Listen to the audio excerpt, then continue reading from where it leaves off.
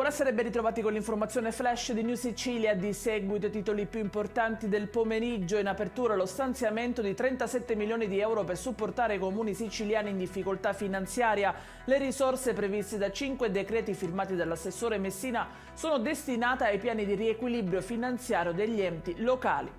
Novità importanti anche per la sanità siciliana. Arriva il sì dalla conferenza Stato-Regioni per la rimodulazione del piano sanitario, sbloccati circa 800 milioni di euro per la costruzione di 3 nuovi ospedali e la ristrutturazione di un quarto a Palermo.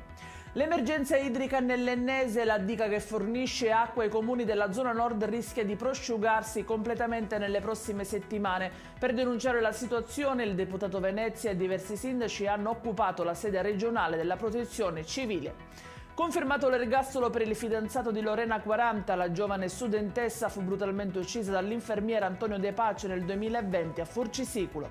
È in chiusura il meteo, diramata per domani allerta gialla su Messina, Catania e Palermo, nuvolosità diffusa nelle restanti province.